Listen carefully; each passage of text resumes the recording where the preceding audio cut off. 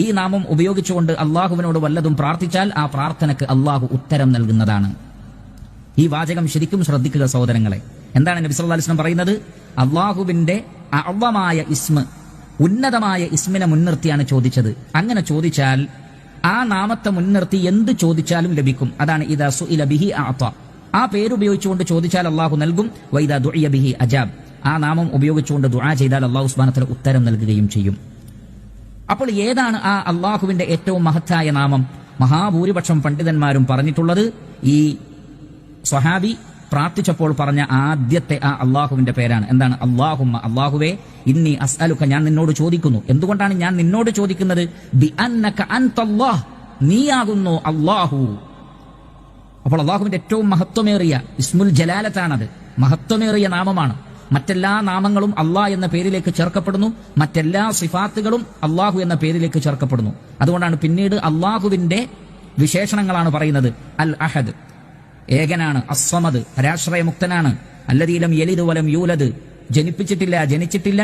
വലം യകുല്ലഹു കുഫുവൻ അഹദ്, തുല്യനായി വേറെ ആരുമില്ല. അതുകൊണ്ട് ഉലമാക്കൾ പറയുന്നത് അള്ളാഹ് എന്ന നാമം ഉപയോഗിച്ചുകൊണ്ട്, ഇതേപോലെയുള്ള വാക്കുകൾ ഉപയോഗിച്ചുകൊണ്ട് പ്രാർത്ഥിക്കുക. ഇസ്മുല്ലാഹിൽ അഅ്ളം എന്ന് പറഞ്ഞാൽ അള്ളാഹുവാണ്. അതേപോലെ തന്നെ അതിനോട് ചേർന്ന് നിൽക്കുന്ന മഹത്വത്തിൽ പിന്നീട് അതിനോട് ചേർന്ന് നിൽക്കുന്നതാണ് ഈ ദുആയിൽ കാണുന്ന മറ്റു അസ്മാഇകൾ. ഉദാഹരണത്തിന് അൽ അഹദ്, അസ്സമദ്, അതേപോലെ തന്നെ അല്ലദീ ലം യലിദ് വലം യൂലദ് വലം യകുല്ലഹു കുഫുവൻ അഹദ്. നമുക്കറിയാം സൂറത്തുൽ ഇഖ്ലാസിലെ ആയത്തുകളാണ് യഥാർത്ഥത്തിൽ ഇവ. സൂറത്തുൽ ഇഖ്ലാസിന്റെ പ്രത്യേകത നമുക്കറിയാം. സൂറത്തുൽ ഇഖ്ലാസ് പാരായണം ചെയ്താൽ ഖുർആനിന്റെ 1/3 പാരായണം ചെയ്തതിന് തുല്യമാണ് എന്ന് നബി സല്ലല്ലാഹു അലൈഹി വസല്ലം പഠിപ്പിച്ചിട്ടുണ്ട്. ഏറ്റവും ശ്രേഷ്ഠമായ അധ്യായങ്ങളിൽപ്പെട്ടതാണ് സൂറത്തുൽ ഇഖ്ലാസ്. നിരന്തരം നമ്മുടെ ജീവിതത്തിൽ ചൊല്ലാൻ വേണ്ടി പ്രവാചകൻ പഠിപ്പിച്ചിട്ടുള്ള ഒരു അധ്യായം കൂടിയാണ് സൂറത്തുൽ ഇഖ്ലാസ്. കാരണം അതിൽ അള്ളാഹുവിന്റെ നാമവിശേഷണങ്ങളാണ് വിശദീകരിച്ചിട്ടുള്ളത്. അതുകൊണ്ടാണ് ഒരു സഹാബി സൂറത്തുൽ ഇഖ്ലാസിനെ സ്നേഹിക്കുന്നു എന്ന് പറഞ്ഞത്. ആ സ്നേഹം താങ്കളെ സ്വർഗ്ഗത്തിൽ പ്രവേശിപ്പിക്കും എന്ന് നബി സല്ലല്ലാഹു അലൈഹി വസല്ലം പ്രത്യേകം പറഞ്ഞത് അള്ളാഹുവിന്റെ അസ്മാഉ വ സിഫാത്തുകളിൽ ഏറ്റവും ശ്രദ്ധേയമായതാണ് ഇതിലുള്ളത്. മാത്രമല്ല, ചില ആളുകൾ വന്നുകൊണ്ട് നബി സല്ലല്ലാഹു അലൈഹി വസല്ലമയോട് ചോദിച്ച സന്ദർഭത്തിലാണ് ഈ അധ്യായം അവതരിപ്പിക്കപ്പെടുന്നത്. എന്താണ് അവർ ചോദിച്ചത്? നീ പറയുന്ന അല്ലാഹു സുബ്ഹാനഹു വ തആല, ആ അള്ളാഹുവിന്റെ വിശേഷണങ്ങൾ ഞങ്ങൾക്ക് പറഞ്ഞു തരൂ.